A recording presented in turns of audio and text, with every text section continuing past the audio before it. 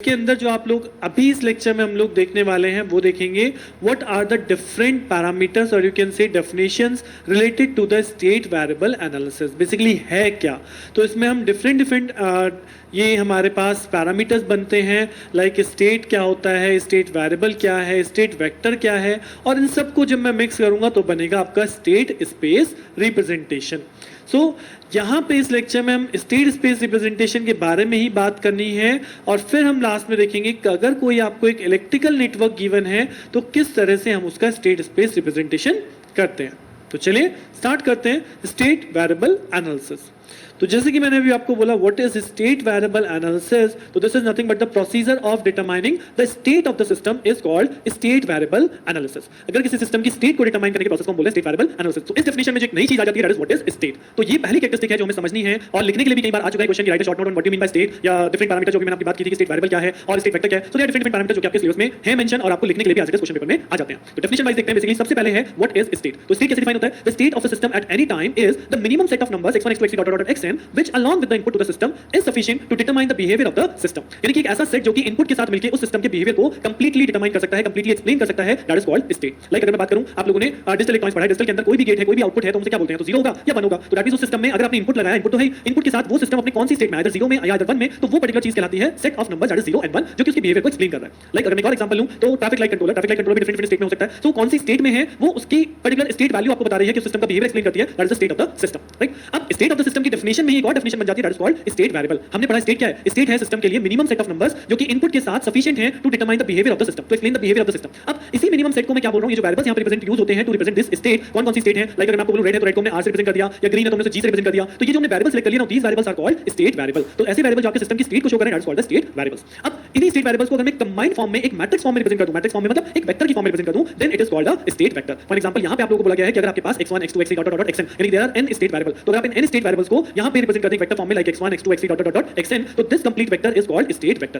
Right, so ये सारी की सारी डेफिनेशन लगभग एक दूसरे में जुड़ी हुई है, और इनके क्वेश्चन भी एक ऐसा ही पुट अप होता है कि राइट एक्सप्लेन या right a short note on following on the following. तो फॉलोइंग में आपको सारा मिल जाएगा, स्टेट क्या होता है, स्टेट वेरिएबल क्या होते हैं, या स्टेट वेक्टर क्या होते हैं, और इन सब से मिलकर बना है finally state equation. This is called the state space representation, जहां पे हम अपने एलटीआई सिस्टम को स्टेट इक्वेशन से रिप्रेजेंट कर सकते हैं। कौन सी स्टेट इक्वेशंस हैं? यहां पे दो स्टेट इक्वेशन रिप्रेजेंट की जाती है, one is called x dot t। Now what this dot represent? This dot represent simply dxt by d of t, that is differential operator, is equal to a into xt plus b into ut and yt, that is basically output, is equal to c into xt plus d into ut। तो ये जो दो equations हैं, इन्हीं को हम बोलते हैं स्टेट स्पेस रिप्रेजेंटेशन। हमें अपने नेटवर्क को, इलेक्ट्रिकल नेटवर्क को, या मैथमेटिकल मॉडल को, डिफरेंशियल इक्वेशंस को, ट्रांसफर फंक्शंस को, सभी चीज को इन स्टेट स्पेस इक्वेशन में रिप्रेजेंट करना सीखना है। राइट, अब ये जो इक्वेशंस यहां पे मेंशन है, इस इक्वेशंस में आप लोग देख चुके हो व्हाट इज x। तो x is basically called n dimensional state vector. ये जो यहां पे x ऑफ t लिखा गया है, दिस इज बेसिकली वेक्टर जो मैंने भी आपको बताया था कि this will consist of all the state variable like x1 x2 dot dot xn। तो अगर ये x ऑफ t है तो यहां मुझे x डैश t रिप्रेजेंट करना है, तो ये कैसे रिप्रेजेंट होगा? ये रिप्रेजेंट होगा x1 dash dot x2 dash dot dot xn dash, मतलब जो स्टेट वेरिएबल यहां है उन्हीं का डिफरेंशियल फॉर्म। राइट, उसके बाद यहां पे लगा ut, तो u क्या है? u is called the input vector. अब आपके नेटवर्क के अंदर अभी जैसे डेफिनेशन में बात बोली गई थी कि स्टेट वो मतलब स्टेट क्या है? स्टेट है minimum set of numbers along with the input. तो इनपुट आपके सिस्टम में रहेगा ही रहेगा, along with the input and the state, तब आपका सिस्टम आपके मतलब सिस्टम के बिहेवियर को एक्सप्लेन किया जाता है। राइट, सो यहां पे u रिप्रेजेंट करता है what is the input applied to the system, that is called input vector. तो अगर आपके सिस्टम में r इनपुट लगे हैं तो ये आपके एक तरह से v1 v2 dot dot dot vr इस तरह से आपके इनपुट्स को रिप्रेजेंट करेगा, that is called vector. Right,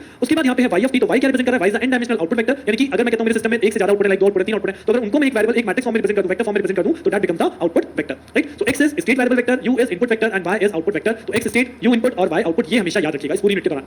next, इसके अंदर जो अनदर वैल्यू है that is a b c d, तो दीस आर अगेन मैट्रिक्स जिनकी यहां पे मैंने इनका साइज डिफाइन किया हुआ है, बट बेसिकली जब आप इस पे न्यूमेरिकल क्वेश्चन समझेंगे तब आप इनके साइज को अपने आप समझेंगे हम इनका साइज कैसे कैलकुलेट कर रहे हैं। बेसिकली फिलहाल यहां पे नाम जरूर याद रखना है आपको कि a is called the state matrix, b is called the control matrix, c is called the output matrix and d is another again it is called control matrix. So a state matrix, system matrix भी बोलते हैं, state matrix भी बोलते हैं, b को control matrix, c को output matrix बोलेंगे। तो ये मेन इक्वेशन है इस यूनिट के अंदर जो आपको याद रखनी है, क्योंकि हर एक क्वेश्चन इसी फॉर्म में मुझे रिप्रेजेंट करना है। राइट, तो this is the overall introduction about your state equations और you can say state variable technique. Now अब हम यहां से सीखना शुरू करेंगे कि अगर मुझे कोई इलेक्ट्रिकल नेटवर्क दिया गया है, या कोई डिफरेंशियल इक्वेशन दी गई है, या ट्रांसफर फंक्शन दिया गया है, तो उस केस में हम अपने स्टेट स्पेस में किस तरह से रिप्रेजेंटेशन करते हैं फ्रॉम दीस थ्री टेक्निक्स, चाहे वो इलेक्ट्रिकल नेटवर्क है, डिफरेंशियल इक्वेशंस है, या ट्रांसफर फंक्शन है। Right, so one by one हम इन सभी टेक्निक्स को देखना है, क्योंकि सारी टेक्निक्स आपके सिलेबस में मेंशन है और बहुत स्ट्रेट फॉरवर्ड है, केवल आपको थोड़ा सा कंसंट्रेशन करना होगा। राइट, तो चलिए पहली टेक्निक स्टार्ट करते हैं, that is for electrical network, कि अगर मुझे कोई इलेक्ट्रिकल नेटवर्क दिया गया है तो मैं किस तरह से उसका स्टेट में स्पेस रिप्रेजेंटेशन कर सकता हूं। राइट, तो start state space representation for electrical network. So I am considering this type of network कि ये आपके पास नेटवर्क है, और इस नेटवर्क को मुझे अपनी स्टेट इक्वेशंस, कौन सी मेरी state equation x dot t is equal to a of xt plus b of ut इस फॉर्मेट में कन्वर्ट करना है। सो सबसे पहली चीज क्या रिक्वायरमेंट है? सबसे पहली चीज रिक्वायरमेंट है what is the state vector, ये xt क्या है, राइट। तो जब इलेक्ट्रिकल नेटवर्क की बात करेंगे तो इलेक्ट्रिकल नेटवर्क में हमेशा ऑलवेज दो पैरामीटर आपके स्टेट वेक्टर में कॉल होंगे। कौन-कौन से पैरामीटर? एक इंडक्टर के cross current, current cross inductor that is I of L, और कैपेसिटर के क्रॉस वोल्टेज, तो voltage cross capacitor that is Vc।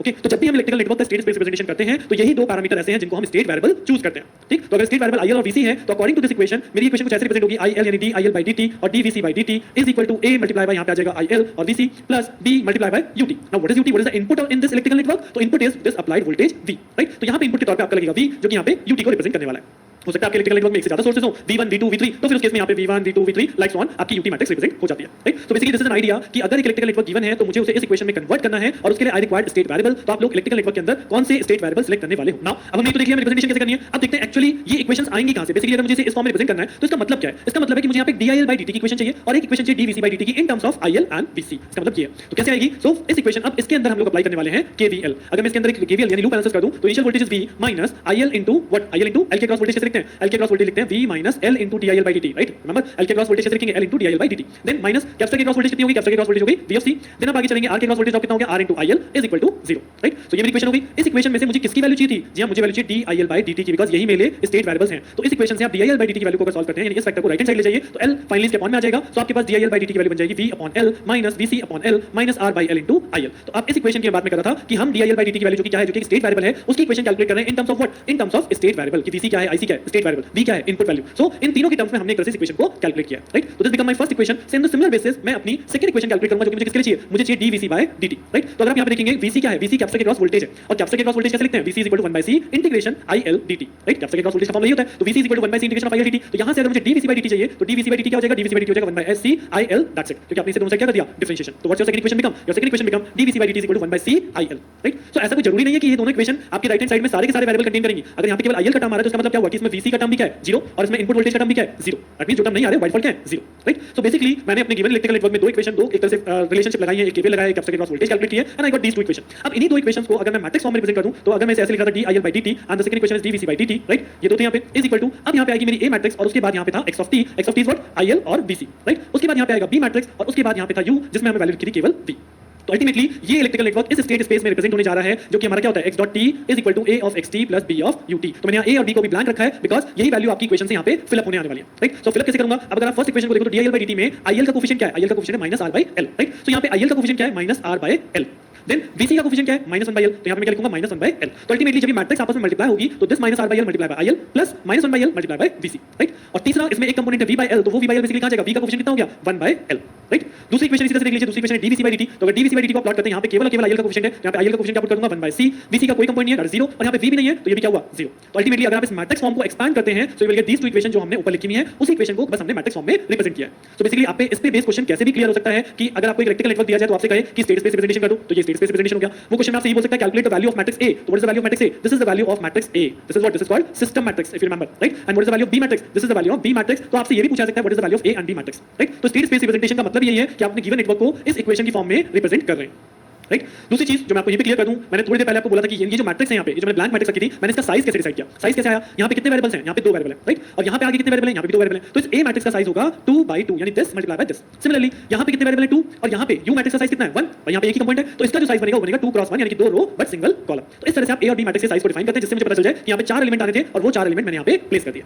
Right. चलिए और बेटर अंडरस्टैंडिंग के लिए एक और क्वेश्चन देखते हैं, बहुत जल्दी से आपको समझ में आ जाएगा कि इलेक्ट्रिकल नेटवर्क से इस स्टेट स्पेस को हम कैसे रिप्रेजेंट कर रहे हैं। So consider this network. Now in this network again the thing is what? कौन से पैरामीटर्स आपके स्टेट वेरिएबल्स हैं? तो कौन से पैरामीटर्स स्टेट वेरिएबल हैं? इंडक्टर की cross current that is IL1, inductor की cross current that is IL2, consider this is inductor, okay, this is 2H, तो henry for inductor, right. And third one is the voltage across capacitor, this is Vc। So अगर आप इस network में देखेंगे तो मेरे पास तीन स्टेट वेरिएबल हैं, कौन कौन से? IL1, IL2 and Vc। तो मुझे तीन इक्वेशन बेसिकली चाहिए, एक DIL1 by dt के लिए, एक DIL2 by dt के लिए और एक dVc by dt के लिए, राइट। और इसी के बेस पे यहाँ पे आपकी A मैट्रिक्स आएगी और फिर उसके बाद यहाँ पे आता है x of t, जहाँ पे IL1, IL2 और Vc होगा, प्लस B मैट्रिक्स आएगी, उसके बाद आता है आपका इनपुट। तो now what are the inputs over here? V1 and V2, ये दो इनपुट्स यहाँ पे अवेलेबल हैं। तो क्या आप इन मैट्रिक्स का साइज निकाल सकते हैं? जी हां, मैं मैट्रिक्स का साइज बता सकता हूं। इस मैट्रिक्स का साइज हो जाएगा 3/3, इस मैट्रिक्स का साइज हो जाएगा 3/2, right, because here it is 3 and variables are also 3, here it is 3, variables are 2, तो 3/2, राइट। तो चलिए अब इन इक्वेशंस को लेके आते हैं। तो इक्वेशंस को हम कैसे लेके आए थे? फॉर DIL by dt के लिए मैं यहाँ पे KVL काउंट करने वाला हूं। जैसे आप KVL काउंट करेंगे स्टार्टिंग फ्रॉम Vc, जो कि जिस डायरेक्शन में यहाँ पे करंट चल रही है उसी डायरेक्शन में एक KVL काउंट कर लेता हूं। तो Vc माइनस ये है L के क्रॉस कैसे लिखा था हमने ड्रॉप, यानी कि L की वैल्यू 2 और ये हो जाएगा DIL1 by dt। देन इसका वोल्टेज का बाहर निकलने वाला साइन रेजिस्टेंस के क्रॉस ड्रॉप लगाइए -1 into what? Into IL1। Then voltage को माइनस कीजिए -V1 इज इक्वल टू 0। तो एक इनिशियल वोल्टेज से सारे वोल्टेज ड्रॉप को माइनस करते हुए वापस Vc पे आ गया, इक्वेशन कंप्लीट हो गई। अगर आप इस इक्वेशन में से किसकी वैल्यू निकालनी है? मुझे इस इक्वेशन से वैल्यू निकालनी है DIL1 by dt, जो कि एक्चुअली क्या हो जाएगा? जो कि एक्चुअली हो जाएगा V1/2 माइनस IL1/2 और माइनस V1/2 माइनस IL1/2 और